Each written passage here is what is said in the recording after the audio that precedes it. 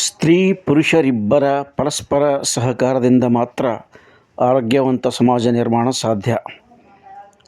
ನಗರದಲ್ಲಿ ತಾಲೂಕು ಪಂಚಾಯಿತಿ ಕಾರ್ಯನಿರ್ವಾಹಕ ಅಧಿಕಾರಿ ದೀಪಿಕಾ ನಾಯ್ಕರ್.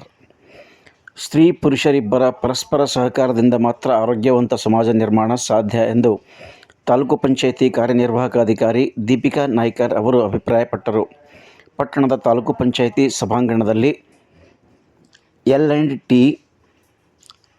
ಫೈನಾನ್ಸ್ ಕಂಪನಿ ಮಂಗಳವಾರ ಏರ್ಪಡಿಸಿದ್ದ ಅಂತಾರಾಷ್ಟ್ರೀಯ ಮಹಿಳಾ ದಿನಾಚರಣೆಯನ್ನು ಉದ್ಘಾಟಿಸಿ ಅವರು ಮಾತನಾಡಿದರು. ಈ ಸಂದರ್ಭದಲ್ಲಿ ಅಕ್ಕಪಡೆಯ ವೈಶಾಲಿ ಮತ್ತು ಭಾಗ್ಯಶ್ರೀ ಅವರು ಕಾನೂನಿನ ಸದ್ಬಳಕೆ ಮಾಡಿಕೊಳ್ಳುವ ಕುರಿತು ಮಾರ್ಗದರ್ಶನವನ್ನು ನೀಡಿದರು.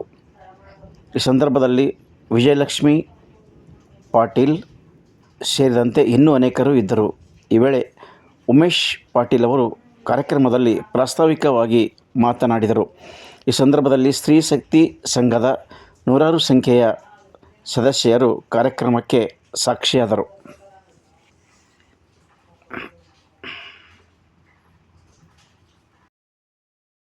ಏನಪ್ಪ ಅಂತಂದರೆ, ನಮಗೆ ಯಾವ ರೈಟ್ಸ್ ಇದ್ದಾವೆ ಅದನ್ನು ನಾವು ಮಿಸ್ಯೂಸ್ ಮಾಡ್ಕೋತಾ ಇದ್ದೀವಿ ಅಂತ ಒಂದು ಕಡೆ ಹೇಳಿದ್ರು. ಇನ್ನೊಂದು ಕಡೆ ಏನಪ್ಪ ಅಂತಂದರೆ, ಇನ್ನೂ ಕೆಲವು ಜನಗಳಿಗೆ ಏನೇನಿದ್ದಾವೆ ಮಹಿಳೆಯರಿಗೆ ರೈಟ್ಸ್ ಅನ್ನೋದೇ ಗೊತ್ತಿಲ್ಲ. ಎರಡೂ ಥರ ನಮ್ಮ ಈಗ ಸೊಸೈಟಿಯಲ್ಲಿ ಇದ್ದಾರೆ.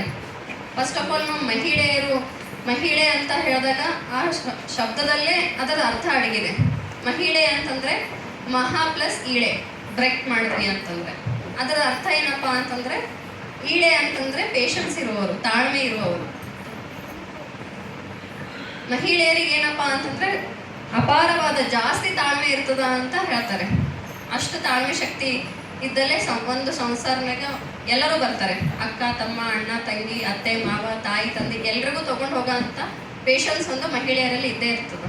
ಅದಕ್ಕೆ ನಮ್ಮ ಶಬ್ದದಲ್ಲೇ ಅಡಗಿದೆ ನಮ್ದು ಅರ್ಥ. ಅವರು ಈಗಾಗಲೇ ಇವ್ರು ಹೇಳಿದ್ರು, ನಮ್ಮ ಅಕ್ಕಪಡೆ ಸಿಬ್ಬಂದಿಯವರು, ಮಹಿಳೆಯರು ಇದ್ದಂಥ ರೂಲ್ಸ್ ಏನೋ ಮಿಸ್ಯೂಸ್ ಮಾಡ್ಕೋತಾ ಇದ್ದಾರೆ ಅಂತ ಹೇಳಿ. ಬಟ್ ಹಳ್ಳಿಯಲ್ಲಿ ನೋಡಿದ್ರೆ ಇನ್ನೂ ಕೆಲವೊಂದು ಮಹಿಳೆಯರಿಗೆ ಏನು ರೂಲ್ಸ್ ಇದಾವೆ ಅಂತಲೇ ಗೊತ್ತಿಲ್ಲ. ಶೋಷಣೆಗೆ ಒಳಗಾಗ್ತಾ ಇದ್ದಾರೆ, ಅಲ್ಲೇ ಮನೆಯಲ್ಲೇ ಕುಗ್ಗುತ್ತಾ ಇದ್ದಾರೆ. ಅವರಿಗೆ ಹೊರಗಡೆ ಬಂದು ಮಾತಾಡುವಂಥ ಶಕ್ತಿ ಕೂಡ ಇಲ್ಲ. ಇವತ್ತು ಈ ವೇದಿಕೆ ಮುಖಾಂತರ ನಾನು ಇವರಿಗೆ ಆಕ್ಸಸ್ ಲೈವ್ಲಿಹುಡ್ ಮತ್ತು L&T ಫೈನಾನ್ಸ್ನವರೇನು ಡಿಜಿಟಲ್ ಸಖಿ ಪ್ರಾಜೆಕ್ಟ್ ಮಾಡಿದ್ದಾರೆ. I should really thank dum from taluk panchayat.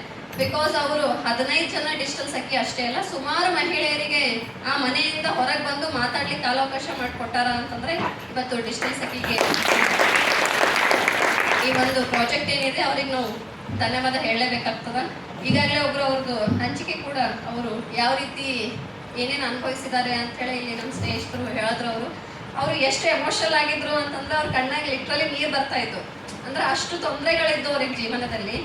Digital ಸಖಿ ಪ್ರಾಜೆಕ್ಟಿಂದ ಅವ್ರಿಗೆ ಆ ತೊಂದರೆಗಳನ್ನು ದೂರ ಮಾಡಿ ಅವ್ರ ಕಾಲ ಮೇಲೆ ಅವ್ರು ನಿಂತ್ಕೊಳ್ಳೋ ಅಂತ ಶಕ್ತಿ ಮಾಡಿಕೊಟ್ಟಿದ್ದಾರೆ. ಹಂಗೆ ಸುಮಾರು ಮಹಿಳೆಯರಿಗೆ ಮಾಡಿಕೊಟ್ಟಿದ್ದಾರೆ ಇವರು. ಸುಮಾರು 4 ವರ್ಷದಿಂದ ನನ್ನ ಜೊತೆಗೂ ಸುಮಾರು ಸತಿ ಅವ್ರು ಡಿಸ್ಕಷನ್ ಮಾಡ್ತಾರೆ. ನಮ್ಮ ಆಫೀಸಲ್ಲೂ ಎಲ್ರಿಗೂ ಉದ್ಯೋಗ ಖಾತ್ರಿಯಲ್ಲಿ ಕೆಲಸ ಮಾಡಿರುವಂಥ ಮಹಿಳೆಯರಿಗೆ ಇನ್ಶೂರೆನ್ಸ್ ಕೂಡ ಮಾಡಿಸ್ಕೊಟ್ಟಿದ್ದಾರೆ. ಅವರು ಪ್ರತಿಯೊಂದು ಗ್ರಾಮ ಪಂಚಾಯತಿಗೆ ಭೇಟಿ ನೀಡಿ ಅಥವಾ ಅಲ್ಲಿ ಕೆಲಸ ಮಾಡುವಂಥ ಸ್ಥಳಗಳಿಗೆ ಹೋಗಿ ಎಷ್ಟು ಮಹಿಳೆಯರು ಉದ್ಯೋಗ ಖಾತ್ರಿಯಲ್ಲಿ ಕೆಲಸ ಮಾಡ್ತಾ ಇದ್ದಾರೆ ಎಲ್ರಿಗೂ ಇನ್ಶೂರೆನ್ಸ್ ಮಾಡಿಕೊಟ್ಟಿದ್ದಾರೆ. ಅವ್ರು ಹೇಳ್ದಂಗೆ ದುಬಲ್ಗುಂಡಿಯಲ್ಲಿ ಇನ್ಶೂರೆನ್ಸ್ ಕ್ಲೇಮ್ ಕೂಡ ಆಗಿದೆ. 3 ಹೆಣ್ಮಕ್ಳಿಗೆ 6 ಲಕ್ಷ ರೂಪಾಯಿ ಬಂದಿದೆ. ಅದಕ್ಕಾಗಿ ಈ ವೇದಿಕೆ ಮುಖಾಂತರ ನಮಗೂ ಸರ್ಕಾರದಿಂದ ಆದೇಶ ಇದೆ, ಎಷ್ಟು ಜನ ಮಹಿಳೆಯರಿದ್ದಾರೆ ಎಲ್ರಿಗೂ 100% ಇನ್ಶೂರೆನ್ಸ್ ಅಲ್ಲಿ ಕವರ್ ಮಾಡ್ಕೋಬೇಕು ಅಂತ ಹೇಳಿ. ಪ್ರಧಾನ ಮಂತ್ರಿ ಸುರಕ್ಷಾ ಬಿಮಾ ಯೋಜನೆ ಅಂತದ, ಇನ್ನೊಂದು ಜೀವನ್ ಜ್ಯೋತಿ ಯೋಜನೆ ಅಂತ 2 ಯೋಜನೆ ಅವ. ಒಂದು ತಿಂಗಳಿಗೆ ಬರೀ 15 ರೂಪಾಯಿ ಅಷ್ಟೇ ವರ್ಷಕ್ಕೆ, ತಿಂಗಳಿಗೆ 15, ವರ್ಷಕ್ಕೆ 20, ವರ್ಷಕ್ಕೆ ಇನ್ನೊಂದು 400 ರೂಪಾಯಿ ಅದ ಟೋಟಲ್. ನಾನು ಮಾಡಿಸಿದ್ದೀನಿ ಅದು. ನೀವು ನನ್ಕಿನ ಚಲೋ ಗೊತ್ತದ ನಿಮಗೆ. ನಾನು ಮಾಡಿಸಿದ್ದೀನಿ. ಇನ್ನೊಂದು APY ಅಂತ ಅಟಲ್ ಪೆನ್ಷನ್ ಯೋಜನೆ ಅಂತದ, ಅದು ಕೂಡ ಅದಕ್ಕೂ ನನ್ನ ಉಮೇಶ್ ಅವರೇ ಮಾಡಿಸ್ಕೊಟ್ಟಿದ್ದಾರೆ. ನಾನು ಒಂದು ಮಹಿಳೆ ಅಂತೇಳಿ ಅವ್ರ ಕಡೆಯಿಂದನೇ ಮಾಡಿಸಿದ್ದೀನಿ. ಇನ್ನೂ ಯಾರ್ಯಾರು ಮಾಡಿಸಿಲ್ಲ ದಯವಿಟ್ಟು ಇವು ಇನ್ಶೂರೆನ್ಸ್ ಮಾಡಿಸ್ಕೋರಿ. ನಿಮ್ಮ ಕೆಟ್ಟ ಕಾಲದಲ್ಲಿ ಅಥವಾ ನಿಮ್ಗೆ ಏನಾದರೂ ತೊಂದರೆ ಆಯಿತು ಅಂತಂದರೆ ಇವು ಇನ್ಶೂರೆನ್ಸ್ ಹೆಲ್ಪ್ ಆಗ್ತಾವ. ಆಮೇಲೆ ಮಹಿಳೆಯರ ಬಗ್ಗೆ ಹೇಳಬೇಕು ಅಂದರೆ, ಇಲ್ಲಿ ಮಾತಾಡೋ ಪಿಂಕಿಯನ್ನು ಮೋಸ್ಟ್ಲಿ ಹೇಳಿದ್ರು ಅಥವಾ ಸ್ವಾಗತ ಕೋರ್ದವ್ರು ಹೇಳಿದ್ರು, ನಾವು ಎಲ್ಲ ಪಾತ್ರಗಳಲ್ಲೂ ಇರ್ತೀವಿ. ನಾವು ಮನೆಯಲ್ಲಿ ಟೀಚರಾಗಿ ಮಕ್ಕಳಿಗೆ ಓದಿಸ್ತೀವಿ, ಅಥವಾ ಅಡುಗೆ ಮಾಡ್ತೀವಿ, ಅಥವಾ ಹೊರಗಡೆ ಬಂದು ಒಂದು 4 ದುಡ್ಡು ಸಂಪಾದನೆ ಮಾಡ್ತೀವಿ. ಎಲ್ಲ ಇದರಲ್ಲೂ ಕ್ಷೇತ್ರಗಳಲ್ಲೂ ಇದೀವಿ ನಾವು. ಒಂದು ಸಣ್ಣ ಯಾವುದೋ ಒಂದು ಇಲ್ಲಿ ಟೀಚರ್ ಹುದ್ದೆ ಸಣ್ಣದಂತಲ್ಲ, ಎಲ್ರಿಗೂ ಯಾವ್ಯಾವ ಕೆಲಸ ದೊಡ್ಡದೆ, ಎಲ್ಲ ಕ್ಷೇತ್ರಗಳಲ್ಲಿ ನೋಡ್ಬೋದು ನೀವು. ಅದೇ ರೀತಿ ನಾವು ಮೇಲೆ ಹೋದಂಗೆ ಸ್ಪೇಸಲ್ಲಾಗಿರ್ಬೋದು ಅಥವಾ ಅಗ್ರಿಕಲ್ಚರ್ ಆಗಿರ್ಬೋದು, ಹಾರ್ಟಿಕಲ್ಚರ್ ಯಾವುದೇ ತಗೋರಿ, ಹುಮ್ನಾಬಾದಲ್ಲೇ ನಾವು ಎಷ್ಟೋ ಅಧಿಕಾರಿಗಳು ಮೇನ್ ಹುದ್ದೆಗಳು ಏನೇನಿದ್ದಾವೆ ಎಲ್ಲ ಹೆಣ್ಮಕ್ಳಿದ್ದೀವಿ. ಆ ಲೆವೆಲಿಗೆ ಬೆಳೀತಾ ಇದೀವಿ ಹೆಣ್ಮಕ್ಳು. ಬಟ್ ಇನ್ನೊಂದು ಕಡೆ ಏನಪ್ಪ ಅಂತಂತಂದರೆ ಇನ್ನೂ ಹುಟ್ಟೇ ಇರಲ್ಲ, ಅಷ್ಟು ಅವಾಗೇ ಸಾಯಿಸುವಂಥ ಪರಿಸ್ಥಿತಿ ಇನ್ನೂ ನಮ್ಮ ಸಮಾಜದಲ್ಲಿ ಇದೆ. ಅದನ್ನು ಹೇಳ್ರಿ, ಇದಕ್ಕೆಲ್ಲ ಒಪ್ತಿರೋ ಇಲ್ಲ. ಇನ್ನೂ ಹುಟ್ಟೇ ಇರೋಂಗಿಲ್ಲ ಕೂಸು. ಹೋಗಿ ಹೊರಗಡೆ ಎಲ್ಲೋ ಹೈದ್ರಾಬಾದ್ ಹೋಗ್ತಾರೋ, ಎಲ್ಲೋ ಹೋಗಿ ಒಂದು ಕಡೆ ಯಾರೋ ಪರಿಚಯ ಇರೋರಿಗೂ ಕೇಳ್ಕೊಂಡು ಹೆಣ್ಣದ ಅಂತಂದರೆ ಭ್ರೂಣ ಹತ್ಯೆ ಮಾಡ್ತಾರೆ. ಅದು ಹುಟ್ಟಿದ ಮೇಲೆ ಏನು ಮಾಡ್ತಾರಪ್ಪ ಅಂತಂದರೆ, ಈಗ ಗಂಡು ಹುಟ್ಟುತ್ತೋ ಫಸ್ಟ್ ಕ್ವಶನ್ ಕೇಳೋದೆ ಗಂಡು ಹುಟ್ಟುತ್ತೋ ಹೆಣ್ಣು ಹುಟ್ಟುತ್ತೋ. ಎಲ್ಲರೂ ನಾವು ಹೆಣ್ಮಕ್ಳಿಗೆ ನಾವೇ ಕೇಳ್ತೀವಿ ಫಸ್ಟ್, ಹೆಣ್ಣು ಹುಟ್ಟುತ್ತೋ ಗಂಡು ಹುಟ್ಟುತ್ತೋ ಅಂತ. ನಮ್ಮ ಸೈಡ್ ಒಂದು ಪದ್ಧತಿ ಅದ ರೀ, ಹೆಣ್ಣು ಹುಟ್ಟಿದ್ರೆ ಜಿಲೇಬಿ ಕೊಡೋದು, ಗಂಡು ಹುಟ್ಟಿದ್ರೆ ಪೇಡ ಕೊಡೋದು ಅಂತ ಹೇಳಿ. ಇಲ್ಲಿ ಯಾವ ಸೈಡ್ ಯಾವ ರೀತಿ ಅದ ಗೊತ್ತಿಲ್ಲ, ಬಟ್ ನಮ್ಮ ಸೈಡ್ ಹೋದಾಗೆ ಹೆಣ್ಣು ಹುಟ್ಟುತ್ತಂದ್ರೆ ಜಿಲೇಬಿ ಕೊಡ್ತಾರೆ, ಗಂಡು ಹುಟ್ಟುತ್ತಂದ್ರೆ ಪೇಡ. ಅದ್ರ ಮೇಲೆ ತಿಳ್ಕೊಬೇಕು ನಾವು ಹೆಣ್ಣು ಗಂಡು ಅಂತ ಹೇಳಿ. ಆಮೇಲೆ ಎಷ್ಟೋ ಜನ ಈಗ ನಮ್ಮ ಅಕ್ಕಪಡೆ ಸಿಬ್ಬಂದಿ ಹೇಳಿದ್ರು ಹೆಣ್ಣೆ ಶತ್ರು ಅಂತ ಹೇಳಿ ನಾವೇ ಸ್ಟಾರ್ಟ್ ಮಾಡ್ತೀವಿ ಫಸ್ಟ್, ಅಯ್ಯೋ ಹೆಣ್ಣು ಹುಟ್ಟುತ್ತೇನ್ರಿ ಅಂತ ಹೇಳಿ. ಫಸ್ಟ್ ಒಂದು ಹೆಣ್ಣು ಇರ್ತದ, ಸೆಕೆಂಡ್ ಹೆಣ್ಣು ಅಯ್ಯೋ ಹೆಣ್ಣು ಹುಟ್ಟುತ್ತಾನೆ ಮಗ ಮತ್ತ ಅಂತ ಹಿಂಗೆ ಅಂತೀವಿ. ಹೆಣ್ಣು ಹುಟ್ಟದ ಅಂತ ಹೇಳಿ ಖುಷಿ ಪಡಬೇಕು. ಯಾಕಂದ್ರೆ ಇವತ್ತು ಯಾವುದು ಇದ್ರೊಳಗೆ ಕ್ಷೇತ್ರನೇ ಕಡಿಮೆ ಇಲ್ಲ, ಹೆಣ್ಣು ಗಂಡಿಗೆ ಕಂಪೇರ್ ಮಾಡಿದ್ರೆ ಎಲ್ಲದರಲ್ಲೂ ಹೇಳ. ನಮ್ಮಲ್ಲೇ ನಮ್ಮದು ಪಂಚಾಯತಲ್ಲೇ ನಾವು ವೆಹಿಕಲ್ಸ್ ಸಾಲಿಡ್ ವೇಸ್ಟ್ ಮ್ಯಾನೇಜ್ಮೆಂಟ್ ಏನು ಕಸ ಕಲೆಕ್ಟ್ ಮಾಡ್ತೀವಿ, ಅದಕ್ಕೆ ಹೆಣ್ಮಕ್ಳಿಗೆ ಡ್ರೈವರ್ ಆಗಿ ತೊಗೊಂಡಿದ್ದೀವಿ, ಹೆಲ್ಪರ್ ಆಗಿ ತೊಗೊಂಡಿದ್ದೀವಿ. ಅದನ್ನೆಲ್ಲ ನೋಡಿದ್ವಿ ಅಂತಂದರೆ ನಾವು ಸ್ಟಾರ್ಟಿಂಗ್ ಭ್ರೂಣ ಹತ್ಯೆ ಮಾಡೋದು ಕಡಿಮೆ ಮಾಡಬೇಕು. ಆಮೇಲೆ ಆಕೆಗೆ ಎಜುಕೇಷನ್ ಕೊಡಿಸ್ಬೇಕು. ಒಂದು ಹೆಣ್ಮಗು ಹುಟ್ಟಿದ ಮೇಲೆ ಕಂಪಲ್ಸರಿ 18 ವರ್ಷವರೆಗೂ ಎಜುಕೇಷನ್ ಕೊಡಿಸ್ಬೇಕು. ಏನು ಮಾಡ್ತಾರೆ ಎಷ್ಟೋ ಕಡೆ 10ನೇನೋ ಓದ್ತಿರ್ತಾಳೆ, ಬಾಲ್ಯ ವಿವಾಹ ಮಾಡ್ತಾರೆ, ಇನ್ನೂ ಮುಗ್ದೇ ಇರಲ್ಲ ಎಜುಕೇಷನ್ ಮಾಡಿ. ನಮಗೆ ಎಷ್ಟೋ ಕಂಪ್ಲೇಂಟ್ಸ್ ಬರ್ತಾವ. ನಿನ್ನೆ ಕೂಡ ಸುಲ್ತಾನ್ಬಾದ್ ಪಂಚಾಯತಿಂದ ಬಂದಿತ್ತು, ರಾತ್ರಿವರೆಗೂ ಅದರೊಳಗೆ ಇದ್ವಿ. ಇನ್ನೂ ಆಕೆಗೆ 16 ವರ್ಷ ಅಷ್ಟೇ ಅದ, 18 ಕಂಪ್ಲೀಟೂ ಆಗಿಲ್ಲ, ಮದುವೆ ಮಾಡ್ಲಿಕ್ಕೆ. ಎಷ್ಟು ಪೊಲೀಸ್ನವರ ಅಕ್ಕಪಡೆ ಇದೆ, ಆಮೇಲೆ ಮಹಿಳಾ ಮತ್ತು ಮಕ್ಕಳ ಕಲ್ಯಾಣ ಇಲಾಖೆದವರ, ಮಕ್ಕಳ ರಕ್ಷಣಾಧಿಕಾರಿಗಳು, ಪಂಚಾಯತು, ನಾವು ಎಲ್ಲರೂ ಇದ್ರೂ ಕೂಡ ಗ್ರೌಂಡ್ ಲೆವೆಲಲ್ಲಿ ಏನಾಗ್ತಾ ಇದೆ, ಇನ್ನೂ ಬಾಲ್ಯ ವಿವಾಹ ಆಗ್ತಾ ಇದೆ. ಇದಕ್ಕೆ ಯಾರಪ್ಪ ಕಾರಣ ಅಂದ್ರೆ ನಾವೇ, ಬೇರೆ ಯಾರಿಗೂ ಬ್ಲೇಮ್ ಮಾಡಪ್ಲೇ ಇಲ್ಲ. ನಾವು ಎಷ್ಟು ಜನಗಳಿಗೆ ತಿಳುವಳಿಕೆ ಕೊಟ್ಟರು ಕೂಡ ಜನ ಇನ್ನೂ ಅದಕ್ಕೆ ಬರ್ತಾ ಇಲ್ಲ, ಇದಕ್ಕೆ ಬರ್ತಾ ಇಲ್ಲ, ಮಾಡಬಾರ್ದು ಅಂಥೇಳಿ ಮನಸ್ಥಿತಿ ಇನ್ನೂ ಬರ್ತಾ ಇಲ್ಲ. ಸಾಕಷ್ಟು ನೋಡ್ತೇವೆ ನಾವು, ಒಂದಲ್ಲ ನಿನ್ನೆದೊಂದು ಎಕ್ಸಾಂಪಲ್ ಹೇಳಿದೆ ನಾನು. ಈಗಂತೂ ಮದುವೆ ಸೀಸನ್ ಸ್ಟಾರ್ಟ್ ಆಯಿತು ಏಪ್ರಿಲ್ ಮೇಲೆಗಂದ್ರೆ ದಿನ ಒಂದು ಫೋನ್ ಇರ್ತದೆ ನಮಗೆ. ನಿಮಗೆ ಮಕ್ಕಳದ ಹೆಲ್ಪ್ಲೈನ್ ಎಲ್ಲರಿಗೂ ಗೊತ್ತದ 1098. ಅದೇ ರೀತಿ ಮಹಿಳೆಯರ ಹೆಲ್ಪ್ಲೈನು ಅದ ಒಂದು ನಮ್ಮ ಇಲಾಖೆಯಿಂದ, ಗ್ರಾಮೀಣಾಭಿವೃದ್ಧಿ ಮತ್ತು ಪಂಚಾಯತ್ ರಾಜ್ ಇಲಾಖೆಯಿಂದ ಮಹಿಳೆಯರ ಸಲುವಾಗಿ ಒಂದು ಹೆಲ್ಪ್ಲೈನ್ ಟೋಲ್ ಫ್ರೀ ನಂಬರ್ ಅದ. ನಿಮ್ಗೆ ಯಾರಿಗಾದ್ರೂ ಗೊತ್ತದರ ಗೊತ್ತಿಲ್ಲ, 1091. ನೀವು 1098ಗೆ ಕಾಲ್ ಮಾಡಿದ್ರೆ ಹೆಂಗೆ ಮಕ್ಕಳ ರಕ್ಷಣಾಧಿಕಾರಿಗಳು ಫೋನ್ ರಿಸೀವ್ ಮಾಡಿ ಯಾರಿಗೆ ಬರ್ತು ಕನ್ಸರ್ಟ್ ಇದ್ದವ್ರಿಗೆ ಇಮಿಡಿಯೇಟ್ ಆಗಿ ಅವ್ರು ಹೇಳ್ತಾರೆ. ಅದೇ ರೀತಿ 1091ಗೆ ನೀವು ಕಾಲ್ ಮಾಡಿದ್ರಿ ಅಂತಂತಂದ್ರೆ ನಿಮ್ದು ಏನಾದರೂ ಸಮಸ್ಯೆ ಇತ್ತು ಅಲ್ಲಿ ಹೇಳಿದ್ರಿ ಅಂತಂದ್ರೆ ಯಾವ ಆಫೀಸರಿಗೆ ಬರ್ತದೆ ಅಥವಾ ಯಾರಿಗೆ ಅವ್ರಿಗೆ ಸಂಬಂಧ ಇರ್ತೋ ಅಂಥವ್ರಿಗೆ ಕಾಲ್ ಮಾಡಿ ಇಮಿಡಿಯೇಟ್ಲಿ ಹೇಳಿ ಅವ್ರು ಬಂದು ನಿಮಗೆ ಸಹಾಯ ಮಾಡುವಂಥ ಕೆಲಸ ಆಗ್ತದೆ. ಇನ್ನೊಂದು ವಿಷಯ ಏನಪ್ಪಾ ಅಂದ್ರೆ ಗ್ರಾಮ ಪಂಚಾಯತಲ್ಲಿ ಮಹಿಳಾ ಮತ್ತು ಮಕ್ಕಳ ಕಾವಲ ಸಮಿತಿ ಅಂತ ರಚನೆ ಮಾಡಿದ್ದಾರೆ.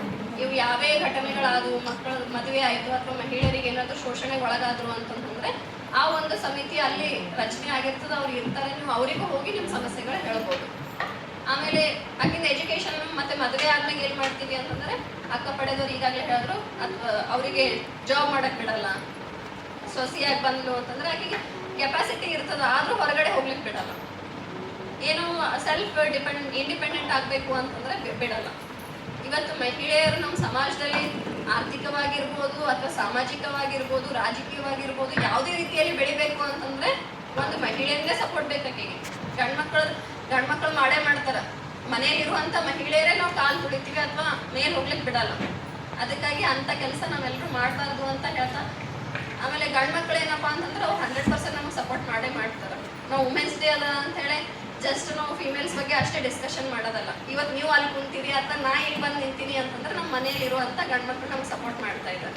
ನಮ್ಮ ಅಣ್ಣ ಆಗಿರ್ಬೋದು, ನಮ್ಮ ತಂದೆ ಆಗಿರ್ಬೋದು, ನಮ್ಮ ಗಂಡದೇರಾಗಿರ್ಬೋದು, ಯಾರೇ ಇರಲಿ. ಇದು ಇಂಗ್ಲೀಷಲ್ಲಿ ಒಂದು ಸೇಯಿಂಗ್ ಇದೆ, behind every successful man there is a women ಅಂತ ಹೇಳಿ. ಅದನ್ನ ಒಂದು ಸ್ವಲ್ಪ ಇವತ್ತು ಚೇಂಜ್ ಮಾಡ್ಲಿಕ್ಕೆ ಇಷ್ಟಪಡ್ತೀನಿ ನಾನು. Behind every successful women there is a man. ಕರೆಕ್ಟ್ರಾ? ಗಂಡು ಒಂದೇ ನಾಣ್ಯದ ಎರಡು ಮುಖಗಳು. ಅವ್ರು ಒಬ್ರಿಗೊಬ್ರು ಸಪೋರ್ಟ್ ಬೇಕೇ ನಮಗೆ. ನಾವು ಬೆಳಿಬೇಕಂದ್ರೆ ಅವ್ರು ನಮ್ಮ ಜೊತೆಗೆ ಬೇಕು, ಅವ್ರು ಬೆಳಿಬೇಕಂದ್ರೆ ನಾವು ಅವ್ರ ಜೊತೆಗೆ ಬೇಕು. ಇಷ್ಟು ಹೇಳ್ತಾ ಶುಭಾಶಯಗಳು. ಎಲ್ಲರಿಗೂ ಗೊತ್ತಾ ಇದೆ, ಲೇಡೀಸ್ ಇವಾಗ ಎಲ್ಲ ಫೀಲ್ಡಲ್ಲಿ ಕೂಡ ಹೋಗಿದ್ದಾರೆ, ಎಲ್ಲ ಫೇಮಸ್ ಆಗಿ ಅಚೀವ್ಮೆಂಟ್ಗಳನ್ನು ಮಾಡಿದ್ದಾರೆ ಅಂತೇಳಿ. ಬಟ್ ನಾವು ಪೊಲೀಸ್ ಸ್ಟೇಷನಲ್ಲಿ ಕರ್ತವ್ಯ ಮಾಡಿದಾಗಲಿಂದ ನಾನು ಸೂಕ್ಷ್ಮವಾಗಿ ಅಬ್ಸರ್ವ್ ಮಾಡಿದಾಗ ಗೊತ್ತಾಗಿರೋದೇನೆಂದರೆ, ಎಷ್ಟೋ ಜನ ಹೆಣ್ಮಕ್ಳು ಮಾನವೀಯತೆ ಗುಣಗಳನ್ನೇ ಮರ್ತು ಬಿಟ್ಟಿದ್ದಾರೆ. ನನ್ನ ಪ್ರಕಾರ ಆಲ್ಮೋಸ್ಟ್ ಅಲ್ಲೂ ವಯಸ್ಸಾಗಿರ್ತಕ್ಕಂಥ ಅತ್ತೆಗಳಿರ್ತಾರೆ, ಅವ್ರಿಗೆ ನೋಡ್ಕೊಳಕ್ಕೆ ಇಷ್ಟಪಡೋದಿಲ್ಲ. ಚೆನ್ನಾಗಿ ಇನ್ಕಮ್ ಇರುತ್ತೆ, ಎಲ್ಲ ಆದಾಯ ಇರುತ್ತೆ, ಬಟ್ ಅತ್ತೆ ಮಾವನಂತಂದರೆ ಸೇರೋದಿಲ್ಲ. ಎಷ್ಟೋ ಅತ್ತೆ ಮಾವ ಇರ್ತಾರೆ, ಸೊಸೆಂದ್ರಂದ್ರೆ ಸೇರೋದಿಲ್ಲ. ಇವೆಲ್ಲ ಫಸ್ಟು ಹ್ಯುಮ್ಯಾನಿಟಿ ಅನ್ನೋದು ಮೇನ್ ಇರಬೇಕು. ನಾವು ಎಷ್ಟೇ ಅಚೀವ್ಮೆಂಟ್ ಮಾಡಲಿ, ಏನೇ ಸಾಧನೆ ಮಾಡಲಿ, ಒಂದು ಅಚೀವ್ಮೆಂಟ್ ಮಾಡಿದ ಮೇಲೆ ಅಟ್ಲೀಸ್ಟ್ ನಮ್ಮ ಹತ್ರ ಮನುಷ್ಯತ್ವ ಅನ್ನೋದನ್ನ ನಾವು ಕಳ್ಕೊಳ್ಳೋಕೆ ಹೋಗ್ಬಾರ್ದು. ಬೇಸಿಕ್ ನೀಡ್ ಮನುಷ್ಯನಿಗೆ ಬೇಕಾಗಿರೋದೇ ಹ್ಯುಮ್ಯಾನಿಟಿ. ಅದೇ ಮರೆತು ನಾವೇನೇನೋ ಸಾಧನೆ ಮಾಡ್ತೀವಿ ಅಂತಂದರೆ ಅದಕ್ಕೆ ಅರ್ಥನೇ ಇರಲ್ಲ ನನ್ನ ಪ್ರಕಾರ. ಸೊ ನಿಮ್ಮ ಮನೆಯಲ್ಲಿ ನಿಮ್ಮ ಮಗಳನ್ನ, ನಿಮ್ಮ ಸೊಸೆನ ನೋಡುವಂಥ ದೃಷ್ಟಿಕೋನ ಯಾವತ್ತೂ ಚೇಂಜ್ ಆಗ್ಲಿಕ್ಕೆ ಹೋಗ್ಬಾರ್ದು. ಇಬ್ಬರನ್ನ ಒಂದೇ ಥರ ನೋಡ್ರಿ. ನಿಮ್ಮ ಮನೇಲಿ ಇವಾಗ ಮಗ ಮದುವೆ ಮಾಡ್ಕೊಂಡು ಬಂದಿರ್ತಾರ, ಒಂದು ಸೊಸೆ ಬಂದಿರ್ತಾಳೆ, ಅವ್ಳು ಏನಾದರೂ ಎಜುಕೇಟೆಡ್ ಇತ್ತಂದರೆ ಅವಳಿಗೆ ಸಪೋರ್ಟ್ ಮಾಡ್ಬೇಕು ನೀವು. ಅವಳಿಗೆ ಏನಾದರೂ ಓದಲಿಕ್ಕೆ ಅಪರ್ಚುನಿಟಿ ಕೊಡ್ಬೇಕು, ಇಲ್ಲ ಏನಾದರೂ ಜಾಬ್ ಮಾಡ್ತೀನಿ ಅಂತಂದರೆ ಅವಳಿಗೆ ಪರ್ಮಿಷನ್ ಕೊಡ್ಬೇಕು. ಏನು ಮಾಡಿಬಿಡ್ತೀರಿ, ಮನೆಗೆ ಒಂದು ಹೆಣ್ಮಕ್ಳು ಬಂತಂದರೆ ಕೂಡಾಗ್ಬಿಡೋದು ಅವಳಿಗೆ. ಏನೋ ಎಲ್ಲಿಗೂ ಹೋಗೋಂಗಿಲ್ಲ, ಬರೋಂಗಿಲ್ಲ. ನೀವು ಹೊಲದಲ್ಲಿ ಕೆಲಸ ಮಾಡಿದ್ರೆ ನಿಮ್ಮ ಜೊತೆ ಅವರೇ ಮಾಡಬೇಕು. ಇಲ್ಲ ಒಂದೇನೋ ಮಗ ಇರ್ತಾನೆ, ಚೆನ್ನಾಗಿ ಜಾಬ್ ಮಾಡ್ತಾ ಇರ್ತಾನೆ, ಜಾಬ್ ಮಾಡೋ ಹುಡುಗನ್ನ ಮದುವೆ ಮಾಡ್ಕೊತಾಳೆ ಸೊಸೆ ಮದುವೆ ಮಾಡ್ಕೊಂಡ ತಕ್ಷಣ ಏನಾಗ್ತದೆ, ಇಮಿಡಿಯೇಟಾಗಿ ಅವ್ರ ತಂದೆ ತಾಯಿಯಿಂದ ದೂರ ಮಾಡಿಬಿಡೋದು. ಆ ಹುಡುಗನಿಗೆ ಕ್ವಶನ್ ಏನಂತಂದರೆ, ಈ ಕಡೆ ತಂದೆ ತಾಯಿನ ಬಿಡಬೇಕು ಅಥವಾ ಹೆಂಡತಿ ಜೊತೆ ಜೀವನ ಮಾಡಬೇಕು ಅನ್ನೋದು ಎರಡು ಆಪ್ಷನ್ ಕೊಡೋದೇ ಹೆಣ್ಮಕ್ಳು. ಸ್ಪೆಷಲಿ ನಾವು ಎಷ್ಟೋ ಕಡೆ ಫಂಕ್ಷನ್ಗೆ ಹೋಗಿರ್ತೀವಿ, ಎಷ್ಟೋ ಕಡೆ ವಿಸಿಟ್ ಮಾಡ್ತೀವಿ, ಎಷ್ಟೋ ಕಡೆ ಎಷ್ಟೆಷ್ಟು ದೊಡ್ಡ ಆಫೀಸರ್ಸ್ ಇರ್ತಾರೆ. ಒಂದು ಗೌರ್ಮೆಂಟ್ ಎಂಪ್ಲಾಯ್ ಇರ್ತಾನಂದರೆ ಒಬ್ಬ ಗಂಡ್ಮಗ, ಅವಳ ಹೆಂಡ್ತಿ, ಅದ್ರ ಜೊತೆಗೆ ಹೆಂಡ್ತಿ ಕುಟುಂಬ ಇರುತ್ತೆ, ಗಂಡನ ಕುಟುಂಬನೇ ಇರೋದಿಲ್ಲ. ಆಲ್ಮೋಸ್ಟ್ ಅಲ್ಲಿ ಮದುವೆ ಆಗ್ತಿಕ್ಕೆ ಅದು ಡಿವೈಡ್ ಆಗಿ ಮಾಡಿಬಿಡ್ತಾರೆ ಯಾರು ಲೇಡೀಸೇ. ಸೊ ಇದನ್ನ ಮಾಡೋಕೆ ಹೋಗ್ಬೇಡ್ರಿ. ಯಾಕಂತಂದರೆ ಒಂದು ಹುಡುಗ ಓದಿ ಒಂದೇನೋ ಜಾಬ್ ಮಾಡ್ಕೊಂಡಿರ್ತಾನಂದರೆ ಅವ್ರ ಪೇರೆಂಟ್ಸು ಕಷ್ಟಪಟ್ಟಿರ್ಬೇಕಲ್ಲ, ಅವರು ಕೂಡ ಏನಾರು ಎಫರ್ಟ್ ಹಾಕಿರ್ಬೇಕಲ್ಲ. ನಾವೇನೋ ಇವಾಗ ಬಂದ್ವಿ, ಮದುವೆ ಆಗ್ಬಿಟ್ವಿ, ಆದ ತಕ್ಷಣ ನಾವು ಸಂಪೂರ್ಣವಾಗಿ ಅವ್ರ ಪೇರೆಂಟ್ಸಿಂದ ಕಸ್ಕೊಳ್ಳೋ ಅಧಿಕಾರ ನಮಗಿರಲ್ಲ. ನಮಗೇನು ಕಾನೂನು ಸಂಪೂರ್ಣವಾಗಿ ಲೇಡೀಸಿಗೆ ಸಪೋರ್ಟ್ ಇದೆ ಅನ್ನೋದು ನಮ್ಗೆ ಗೊತ್ತಿದೆ, ಬಟ್ ಅದನ್ನು ಮಿಸ್ಯೂಸ್ ಮಾಡ್ಕೊಳಕ್ಕೆ ಹೋಗ್ಬಾರ್ದು. ಅದನ್ನು ಒಳ್ಳೆ ರೀತಿಗೆ ಯೂಸ್ ಮಾಡಿರಿ. ನಿಮಗೆ ಅತ್ತೆ ಮಾವ ಟಾರ್ಚರ್ ಮಾಡ್ತಾ ಇದ್ದಾರೆ, ಅದನ್ನು ಒಳ್ಳೇದಕ್ಕೆ ಯೂಸ್ ಮಾಡಿರಿ. ಬಟ್ ಸುಮ್ಮನೆ ಒಳ್ಳೆ ಅತ್ತೆ ಮಾವಾಗ ಇದ್ರೂ, ಒಳ್ಳೆ ಗಂಡ ಇದ್ರೂ ಅವನಿಗೆ ಸುಮ್ಮನೆ ನೀವು ಟಾರ್ಚರ್ ಕೊಡೋದಲ್ಲ. ಎಷ್ಟೋ ಜನ ಲೇಡೀಸ್ ಏನು ಮಾಡ್ತಾರೆ, ಮುಗ್ಧ ಗಂಡ್ಮಕ್ಳು ಇರ್ತಾರೆ, ನನ್ನ ಗಂಡ ಹೆಂಗೂ ಮುಗ್ಧ ಇದ್ದಾನೆ ಅಂತೇಳಿ ಅವ್ರಿಗೆ ಗೊತ್ತಿಲ್ಲಾರ್ದಂಗೆ ಅನೈತಿಕ ಸಂಬಂಧಗಳನ್ನು ಬೆಳೆಸ್ಕೊತ ಹೋಗ್ತಾರೆ. ಅವನು ಏನೂ ಕೇಳ್ತಾ ಇಲ್ಲ ಅಂತಾನೆ. ಸೊ ಹಂಗಾಗಿ ಏನೂ ಕೇಳ್ತಾ ಇಲ್ಲ ಅನ್ನೋ ಮನುಷ್ಯ ಇವಾಗ ಹುಡುಗಿ ಅಥವಾ ಒಬ್ಬ ಹೆಣ್ಮಗಳು ಕೆಟ್ಟ ದಾರಿ ಹಿಡಿದ್ಮೇಲೆ ಆಟೋಮೆಟಿಕ್ಕಾಗಿ ಅವನೇನೋ ಕೇಳೋಕ್ಕೆ ಸ್ಟಾರ್ಟ್ ಮಾಡಲೇಬೇಕು, ಡ್ರಿಂಕ್ಸ್ ಮಾಡೋಕ್ಕೆ ಸ್ಟಾರ್ಟ್ ಮಾಡಲೇಬೇಕು, ಟೆನ್ಷನ್ ತೊಗೊಳಕ್ಕೆ ಸ್ಟಾರ್ಟ್ ಮಾಡಲೇಬೇಕು. ಸೊ ಇವಾಗ ನಮ್ಮ ಅತ್ತೆ ಮಾವ ಚೆನ್ನಾಗಿಲ್ಲ, ನನ್ನ ಗಂಡ ಚೆನ್ನಾಗಿಲ್ಲ ಅಂತ ಬ್ಲೇಮ್ ಮಾಡೋಕ್ಕಿಂತ ಮುಂಚೆ ನಾವು ಅವರಿಗೆ ಕೆಟ್ಟ ದಾರಿ ಹೋಗದೆ ಇರೋ ಥರ ನೋಡ್ಕೋಬೇಕು. ಅದು ಮೀರಿನವ್ರು ಕೆಟ್ಟೋರಿದ್ರ ಅವ್ರ ಮೇಲೆ ಆ್ಯಕ್ಷನ್ ತೊಗೊಳಕ್ಕೆ ಕಾನೂನು ಸಂಪೂರ್ಣವಾಗಿ ನೀವು ಸಪೋರ್ಟ್ ಇದೆ, ಅದನ್ನು ಯುಟಿಲೈಸ್ ಮಾಡ್ಕೋರಿ. ಬಟ್ ಮಿಸ್ಯೂಸ್ ಮಾಡ್ಕೊಳಕ್ಕೆ ಹೋಗ್ಬೇಡ್ರಿ ಯಾರು. ಇವಾಗ ನೀವು ಒಂದು ಮನೆಯಿಂದ ಇನ್ನೊಂದು ಮನೆಗೆ ಹೋಗ್ಬೇಕಾದ್ರೆ ನೀವು ಎಕ್ಸ್ಪೆಕ್ಟೇಷನ್ ಏನಿರುತ್ತೆ, ನಮ್ಮ ಮನೆಗೆ ಬರೋ ಅತ್ತಿಗೆ ನನ್ನ ತಂದೆ ತಾಯಿನ ಚೆನ್ನಾಗಿ ನೋಡ್ಕೋಬೇಕು. ಬಟ್ ಅದೇ ಫೀಲಿಂಗ್ ನಿಮ್ಮ ಅತ್ತೆ ಮಾವನ ಹತ್ರ ನೀವು ಅಪ್ಲೈ ಮಾಡಬೇಕಲ್ಲ. ನಿಮ್ಮ ಮನೇಲಿರೋ ನಾದಿನೂ ಅದೇ ಫೀಲ್ ಎಕ್ಸ್ಪೆಕ್ಟ್ ಮಾಡ್ತಿರ್ತಾಳಲ್ಲ ನಿಮ್ಮ ಕಡೆಯಿಂದ. ಅದನ್ನು ಯಾರೂ ಫಾಲೋ ಮಾಡೋದಿಲ್ಲ. ಜಸ್ಟ್ ನಮ್ಮ ಅಪ್ಪ ಅಮ್ಮಗೆ ಚೆನ್ನಾಗಿ ನೋಡ್ಕೋಬೇಕು, ನನ್ನ ಗಂಡನ್ನ ಸಪ್ರೇಟ್ ಮಾಡಬೇಕು, ನಮ್ಮ ಅತ್ತೆ ಮಾವ ಎಲ್ಲಾದ್ರೂ ಇರಲಿ, ಅದು ಬೇಡ. ಅವ್ರಿಗೆ ಆಸ್ತಿ ಅಂತ ನೀವೇನು ಕೊಡೋದು ಬೇಡ. ನೀವು ದುಡ್ದಿರ್ತಕ್ಕಂಥ ಆದಾಯ ಇನ್ಕಮ್ ಅವ್ರಿಗೆ ಕೊಡೋದು ಬೇಡ. ಅಟ್ಲೀಸ್ಟ್ ಪ್ರೀತಿಯಿಂದ ನೋಡ್ಕೋರಿ. ಅಟ್ಲೀಸ್ಟ್ ಅವ್ರಿಗೆ ಏನಾದರೂ ಹೆಲ್ತ್ ಇಶ್ಯೂ ಅಂತ ಬರ್ತೇವೆ. ಇವಾಗ ವಯಸ್ಸಾದ್ಮೇಲೆ ಎಲ್ಲರಿಗೂ ಕೂಡ ಆರೋಗ್ಯ ಸಮಸ್ಯೆ ಬರುವಂಥದ್ದೇ, ಹೌದಾ? ಯಾರಿಗೂ ಕೂಡ ಆರೋಗ್ಯ ಸಮಸ್ಯೆ ಬರದೇ ಇರೋದಿಲ್ಲ. ನೀವು ಕೂಡ ಮುಂದೊಂದಿನ ವಯಸ್ಸಾದ್ಮೇಲೆ ನಿಮಗೂ ಎಲ್ಲ ಸಮಸ್ಯೆಗಳು ಬರ್ತವೆ. ಬಟ್ ಈಗಿನ ಕಾಲದಲ್ಲಿ ಏನಾಗ್ಬಿಟ್ಟಿದೆ, ಫಸ್ಟ್ ಅವ್ರನ್ನ ಸಪ್ರೇಟ್ ಮಾಡಬೇಕು, ಇನ್ಕಮನ್ನು ನಾವು ಕೂಡಿಡ್ಬೇಕು, ನಾವು ಆಸ್ತಿ ಮಾಡ್ಬೇಕು, ಅಂತಸ್ತು ಮಾಡಿ ಏನು ಮಾಡ್ತೀರ ಅದೆಲ್ಲ ಮಾಡಿ. ಇವತ್ತೆಲ್ಲ ಮಾಡಿ ನೀವು ಇಟ್ಮೇಲೆ ನಾಳೆ ನಿಮಗೂ ಸೊಸೆ ಬರ್ತಾಳೆ, ನಿಮಗೂ ಅದೇ ಫೀಲ್ ಅಟ್ಯಾಚ್ ಆಗುತ್ತೆ, ಮತ್ತೆ ಎಲ್ಲಿಗೆ ಹೋಗೋದಿಲ್ಲ. ಅದು ಕರ್ಮ ಏನಾಗ್ತದೆ, ರಿಪೀಟ್ ರಿಟರ್ನ್ ನಿಮಗೆ ಬರ್ತದೆ, ಎಲ್ಲಿಗೆ ಹೋಗೋದಿಲ್ಲ. ತುಂಬ ಬೇಜಾರಾಗೋ ಮೂಮೆಂಟ್ಸ್ ಅಂದರೆ ಇವೆ. ಹೆಣ್ಣಿಗೆ ಹೆಣ್ಣು ಶತ್ರು ಅನ್ನೋದರೆ ನಾವು ಪೊಲೀಸ್ ಸ್ಟೇಷನಲ್ಲಿ ಬೆಳಗ್ಗೆ ಎದ್ರು ಅದೇ ನೋಡ್ತಾ ಇರ್ತೀವಿ. ನಾವು ಯಾರಿಗಾದ್ರು ಕೇಳ್ರಿ, ಮಾವ ಹೆಂಗಿದ್ದಾರೆ ನಿಮಗೆ? ನಮ್ಮ ಮಾವ ಬಹಳ ಚೆನ್ನಾಗಿದ್ದಾರೆ. ಅತ್ತೆ ಹೆಂಗಿದ್ದಾಳ? ನಮ್ಮ ಅತ್ತೆನೇ ಟಾರ್ಚರ್ ಕೊಡ್ತಾಳೆ. ಯಾಕೆ? ಸೊಸೆ ಕಂಡ್ರೆ ಅತ್ತೆಗಾಗಲ್ಲ, ಅತ್ತೆ ಕೊಂಡ್ರೆ ಸೊಸೆಗಾಗಲ್ಲ. ಇಬ್ಬರಿಗೂ ಅದು ಬಾಂಧವ್ಯ ಅನ್ನೋದು ಗೊತ್ತೇ ಇಲ್ಲ. ನಿಮ್ಮಿಬ್ಬರ ಮಧ್ಯೆ ಏನಾಗಬೇಕು, ಅವಾಗ ಹುಡುಗ ಮೆತ್ತಗಾಗಬೇಕು, ಆ ಕಡೆ ತಂದೆ ತಾಯಿಗೆ ಬಿಡಬೇಕು ಅಥವಾ ಹೆಂಡ್ತಿಗೆ ಇಟ್ಕೋಬೇಕು. ಎರಡರ ಮಧ್ಯೆ ಅವರು ಮತ್ತೆ ಡ್ರಿಂಕ್ಸ್ ಮಾಡೋಕ್ಕೆ ಸ್ಟಾರ್ಟ್ ಆಗ್ತಾರೆ. ಎಷ್ಟೋ ಜನ ಗಂಡ್ಮಕ್ಳು ಸೂಸೈಡೇ ಮಾಡ್ಕೊತಾರೆ. ನಾನು ಇದು ಹೇಳ್ತಾ ಇದ್ದೀನಿ ಅಂದರೆ ಎಲ್ಲ ಗಂಡ್ಮಕ್ಳು ಕರೆಕ್ಟ್ ಇದ್ದಾರೆ ಅಂತ ನಾನು ಹೇಳ್ತಾ ಇಲ್ಲ. ಕರೆಕ್ಟ್ ಇಲ್ಲದೆ ಇರೋ ಗಂಡ್ಮಕ್ಳ ಬಗ್ಗೆ ಅವ್ರ ಮೇಲೆ ಆ್ಯಕ್ಷನ್ ತಗೊಳಕ್ಕೆ ಕಾನೂನಿದೆ. ನೀವು ಅದನ್ನು ಕಾನೂನು ಮುಖಾಂತರ ಎಲ್ಲವಾಗಿ ಸೊಲ್ಯೂಷನ್ ತಗೋಬೋದು. ಬಟ್ ಒಳ್ಳೆಯವರಿಗೆ ಮಿಸ್ಯೂಸ್ ಮಾಡ್ಕೊಳಕ್ಕೆ ಹೋಗ್ಬೇಡ್ರಿ, ಎಲ್ಲರನ್ನೂ ಪನಿಷ್ಮೆಂಟ್ ಕೊಡೋಕೆ ಹೋಗ್ಬೇಡ್ರಿ. ಬಾಲ್ಯ ವಿವಾಹ ಅನ್ನೋದು ತಪ್ಪಂತ ಎಲ್ಲರಿಗೂ ಗೊತ್ತು, ಆದರೂ ಕೂಡ ಮನೇಲಿ ಎಲ್ಲ ಊರಲ್ಲಿ ಕೂಡ ಆಗ್ತಾ ಇದೆ. ವರದಕ್ಷಿಣೆ ತಗೊಳ್ಳೋದು ತಪ್ಪಂತ ಗೊತ್ತು, ಆದರೂ ಕೂಡ ಎಲ್ಲರೂ ತೊಗೊತಾ ಇದ್ದೀವಿ, ಎಲ್ಲರೂ ಕೊಡ್ತಾ ಇದ್ದೀವಿ. ಇತ್ತೀಚಿನ ಹೆಣ್ಮಕ್ಳಿಗೆ ಏನಾಗುತ್ತಿದೆ, ವರದಕ್ಷಿಣೆ ಗಂಡನ ಕಡೆಯವರು ಕೇಳ್ತಾರಿಲ್ಲೋ ಗೊತ್ತಿಲ್ಲ. ಇವಾಗ ನನ್ನ ಮದುವೆ ಇದೆ, ಇವಾಗಲೇ ಕೊಟ್ಟು ಬಿಡಲಿ ನಮ್ಮ ತವ್ರ ಮನೆಯವರು, ಮದುವೆ ಆದಮೇಲೆ ಇವ್ರು ಯಾವಾಗ ಕೊಡ್ತಾರೆ, ಇವಾಗಲೇ ಇಸ್ಕೊಂಡ್ಬಿಡೋಣ ಅಂತೇಳಿ ನಾವೇ ಫೋರ್ಸ್ ಮಾಡ್ತಾ ಇದ್ದೀವಿ. ಆ ಥರ ಕ್ರಿಯೇಟ್ ಆಗ್ತಿದೆ. ವರದಕ್ಷಿಣೆ ಅನ್ನೋದು ಅವಾಗೇನಿತ್ತು, ಗಂಡಿನ ಕೊಡೋರು ಎಕ್ಸ್ಪೆಕ್ಟ್ ಮಾಡ್ತಾ ಇದ್ರು ಇಷ್ಟು ನಮಗೆ ಅಮೌಂಟ್ ಬೇಕಂತೇಳಿ. ಇವಾಗ ಹುಡುಗಿರೇ ಕ್ಯಾಲ್ಕುಲೇಷನ್ ಆಗ್ತಾರೆ, ನಮ್ಮ ಮನೇಲಿ ನನ್ನ ತಂದೆ ತಾಯಿಗೆ ಇಷ್ಟು ಪೇಮೆಂಟ್ ಇದೆ, ಇವಾಗ ಮದುವೆ ಟೈಮಲ್ಲಿ ನಾನು ಎಷ್ಟಾಗುತ್ತೋ ಅಷ್ಟು ಇಸ್ಕೊಂಡ್ಬಿಡ್ಬೇಕು, ಆಮೇಲೆ ಇವ್ರು ಕೊಡ್ತಾರೋ ಇಲ್ಲೋ. ಈ ಥರ ಕ್ಯಾಲ್ಕುಲೇಷನ್ ಚೀಪ್ ಮೆಂಟಾಲಿಟಿ ಲೇಡೀಸ್ ಹತ್ರ. ಸೊ ಇದನ್ನ ಯಾವುದನ್ನು ಅಪ್ಲಿಕೇಬಲ್ ಮಾಡ್ಕೊಂಡು ಹೋಗ್ಬೇಡ್ರಿ. ಒಳ್ಳೆಯದನ್ನ ಕಲಿಯೋಣ, ಒಳ್ಳೆ ರೀತಿಯಿಂದ ಬೆಳೆಯೋಣ. ಯಾಕಂದರೆ ಒಂದು ಹೆಣ್ಣಿಗೆ ಒಂದು ಸಮಾಜದಲ್ಲಿ ಒಳ್ಳೆ ರೀತಿಯಾದಂಥ ಗೌರವ ಇದೆ. ಅದನ್ನ ನೋಡಿ ನಮ್ಗೆ ಯಾವಾಗಲೂ ಅಪ್ರಿಸಿಯೇಟ್ ಫೀಲ್ ಬರಬೇಕು. ನಾವು ಇದೇನಪ್ಪ ಹೆಣ್ಮಕ್ಳು ಈ ಥರ ಮಾಡ್ತಾ ಇದ್ದಾರಲ್ಲ ಅನ್ನೋ ಚೀಪ್ ಫೀಲ್ ಬರೋ ಥರ ಕ್ರಿಯೇಟ್ ಮಾಡೋಕೆ ಹೋಗೋದು. ಪಾಸಿಟಿವ್ ಹೇಳೋಕ್ಕೆ ತುಂಬ ಇದೆ, ಬಟ್ ನಮ್ಗೆ ಯಾವುದು ಪಾಸಿಟಿವ್ ಹೇಳೋಕ್ಕೆ ಇಷ್ಟ ಇಲ್ಲ. ಎಲ್ಲರಿಗೂ ಗೊತ್ತಿರುತ್ತೆ ಪಾಸಿಟಿವ್ ಲೇಡೀಸ್ ಬಗ್ಗೆ ಏನು ಹೇಳೋದಿಲ್ಲ, ಬಟ್ ನೆಗೆಟಿವ್ನ ನನಗೆ ರಿಯಲೈಸ್ ಮಾಡೋದಿತ್ತು. ಯಾಕಂದರೆ ನಾವು ಡ್ಯೂಟಿಯಲ್ಲಿ ಇವಾಗ ಫೀಲ್ಡಿಗೆ ಅಂತ ಹೋದಾಗ ಎಷ್ಟೋ ಕಡೆ ನೋಡ್ತಾ ಇರ್ತೀವಿ, ಮದುವೆ ಆಗಿದೆ ಅಂತ ಹೇಳ್ತಾರೆ, ಬೇರೆ ಗಂಡ್ಮಗನ ಜೊತೆ ಬಂದಿರ್ತಾರಲ್ಲ ದೇವಸ್ಥಾನಕ್ಕೆಲ್ಲ. ಗಂಡ ಏನು ಮಾಡ್ತಾರೆ, ಅವ್ನೇನೂ ಇಲ್ಲ ಮೇಡಮ್ ಕುಡ್ದು ಇದು ಮಾಡ್ತಾರೆ, ಕುಡಿತಾನ, ಅವ್ನಿಗೆ ಪನಿಷ್ಮೆಂಟ್ ಕೊಡ್ರಿ, ಅವ್ನಿಗೆ ಏನಾದ್ರು ಸೊಲ್ಯೂಷನ್ ತಗೋರಿ. ನೀವು ಇನ್ನೊಂದು ಗಂಡ್ಮಗನ ಜೊತೆ ಹೋದ್ರೆ ಸೊಲ್ಯೂಷನ್ ಏನು ಬಂತಲ್ಲಿ? ಅವ್ನು ದುಡಿಯೋಕ್ಕಂತೇಳಿ ಬೇರೆ ಕಡೆ ಹೋಗ್ತಿರ್ತಾರೆ, ಏನೋ ಮನೇಲಿ ಹೆಂಡತಿ ಚೆನ್ನಾಗಿ ಓದಿದಾಳ ಬರ್ದಿದ್ದಾಳೆ ಅಂತೇಳಿ ಫೋನ್ ಕೊಟ್ಟು ಹೋಗಿರ್ತಾರೆ. ಮುಗಿದ್ರೆ ಬೇರೆ ಯಾವುದೋ ಗಂಡ್ಮಕ್ಕನ ಜೊತೆ ಕಾಂಟ್ಯಾಕ್ಟಲ್ಲಿದ್ದು ಅವ್ನ ಜೊತೆ ರಾತ್ರಿ ಆಗಲು ಫೋನಲ್ಲಿ ಮಾತಾಡು. ಇವೆಲ್ಲ ರಿಯಲ್ ಆಗಿ ನಡೀತಾ ಇದೆ, ಯಾವುದು ಸ್ಟೋರಿ ಅಲ್ಲ, ಯಾವುದು ಮೂವಿಯಲ್ಲಿ ನೋಡಿರೋದಲ್ಲ, ಸತ್ಯ ಏನಿದೆ ಅದೇ ನಡೀತಾ ಇದೆ. ಮತ್ತೆ ಏನು ಮಾಡ್ತಾರೆ, ಸ್ಪೆಷಲಿ ಅತ್ತೆದಿರಿಗೆ ಅಂತೂ ಮುಗಿದೋಯ್ತು ಕತೆ. ಮಗ ಬಂದು ಸೊಸೆ ಬಂದ್ಲ ಅಂತಂದರೆ ಅವ್ರದವರೇ ಫಿಕ್ಸ್ ಆಗಿಬಿಡ್ತಾರೆ ಈಗಿನ ಕಾಲಕ್ಕೆ. ಏನು ನಾನು ಯಾವ್ದಾರು ಅನಾಥಾಶ್ರಮ ನೋಡ್ಕೊಂಡ್ಬಿಡ್ಬೇಕು, ನನಗಾರೆ ಸೊಸೆ ನೋಡ್ಕೊಳಲ್ಲ ಅನ್ನೋದು. ಇವತ್ತು ನೀವು ಸೊಸೆ ಆಗಿರ್ತೀರಿ, ನಾಳೆ ನೀವು ಕೂಡ ಅತ್ತೆ ಆಗಬೇಕಲ್ಲ. ಅಟ್ಲೀಸ್ಟ್ ಅದಕ್ಕಾರ ನೀವು ನಿಮ್ಮ ಅತ್ತೆಗಳಿಗೆ ಹೆಲ್ಪ್ ಮಾಡಿ. ಎಲ್ಲರಿಗೂ ಏನು ಮದುವೆ ಆಗೋವರೆಗೂ ನಿಮ್ಮ ತಾಯಿ ಮೇಲೆ ಯಾರಿಗೂ ಪ್ರೀತಿ ಇರಲ್ಲ, ಮದುವೆ ಆದ ನಂತರ ನಿಮ್ಮ ತಾಯಿ ಮೇಲೆ ಪ್ರೀತಿ. ಯಾಕೆ ಅತ್ತೆಗೆ ಇಷ್ಟಪಡಬಾರ್ದು ಅನ್ನೋ ಕಾರಣಕ್ಕೆ ತಾಯಿಗೆ ಜಾಸ್ತಿ ಇಷ್ಟಪಡೋದು. ಆ ಥರ ನಾವು ನೋಡ್ತೀವಿ. ಒಂದೇ ಒಂದು ಸಿಂಪಲ್ ಎಕ್ಸಾಂಪಲ್, ನಾವು ಎಷ್ಟು ದೂರ ಅತ್ತೆ ಮಾವನ್ನ ಈಸಿಯಾಗಿ ದೂರ ಮಾಡಿಬಿಡ್ತೀವಿ ಅಂದರೆ, ಯಾವ್ದಾರ ಒಂದು ಫಂಕ್ಷನ್ಗೆ ಹೋದಾಗ ಹುಡುಗ ಇರ್ತಾನೆ, ಹುಡುಗದ ಹೆಂಡತಿ ಇರ್ತಾಳೆ, ಹೆಂಡತಿ ಫ್ಯಾಮಿಲಿ ಇರುತ್ತಲ್ಲಿ, ಬಟ್ ಹುಡುಗನ ಫ್ಯಾಮಿಲಿ ಇರೋದೇ ಇಲ್ಲ. ಎಷ್ಟು ನಾವು ಈಸಿಯಾಗಿ ದೂರ ಮಾಡಿಬಿಟ್ವಲ್ಲ ಅವ್ರಿಗೆಲ್ಲರಿಗೂ.